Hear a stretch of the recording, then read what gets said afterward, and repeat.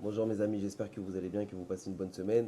Aujourd'hui, on va essayer de réfléchir ensemble. Est-ce que vraiment une personne, elle peut réussir à se contenir? Est-ce qu'il peut réussir à se contrôler? Des fois, ça va arriver, il va y avoir une situation où c'est que la réaction de la personne qu'on a en face de nous, elle va être disproportionnée. On va dire à cette personne, écoute, la manière comment est-ce que tu réagis, c'est trop grave. Tu dis des mots blessants, tu t'énerves, donc il faut se corriger. Et on va voir que le monsieur qui est en face de nous, il va accepter la Torah, il va accepter le reproche, mais on va voir que la fois d'après, encore une fois, ce monsieur va réagir de la même manière. Il va avoir une circonstance qui ressemble un peu à ce qui s'est passé maintenant, et encore une fois, ce monsieur en face de nous, il va réagir d'une manière disproportionnée. Alors, est-ce que la première fois, il était sincère ou pas? Ça, c'est la question. Est-ce qu'il était sincère? Alors, il y en a qui vont dire, ah, t'étais pas sincère, et quand tu m'avais promis que tu n'allais plus t'énerver, tu m'as promis que tu allais te calmer. Le monsieur va dire, écoute, c'est pas de ma faute. Dès que j'arrive à un truc, dès que je vois quelque chose qui me plaît pas, et ben, je m'excite, je m'énerve.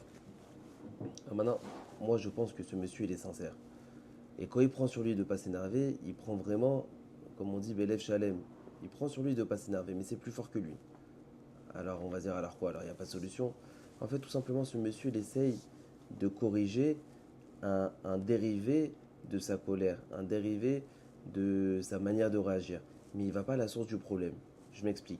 Quand il va se passer quelque chose, un cas, et ben alors il va voir le cas qui va se passer, il va voir l'explication dans notre tête, il va avoir les émotions qui vont se réveiller selon les explications, et il va avoir la manière de réagir.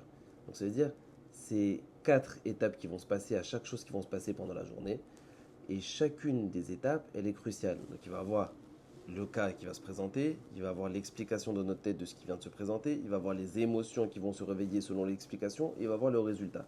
Je donne un exemple.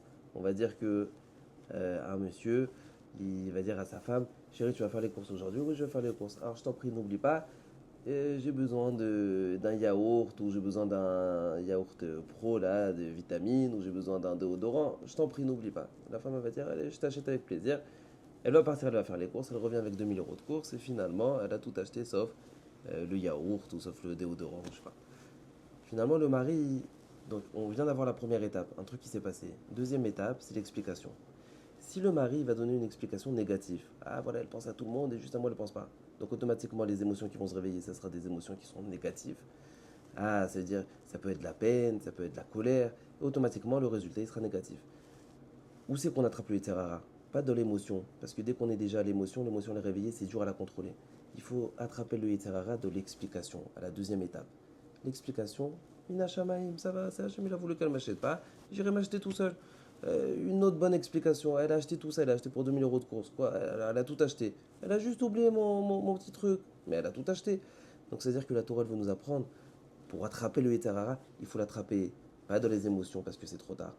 Pas dans le résultat aussi parce que c'est trop tard, la manière de réagir. Il faut attraper le Tzarara dans l'explication.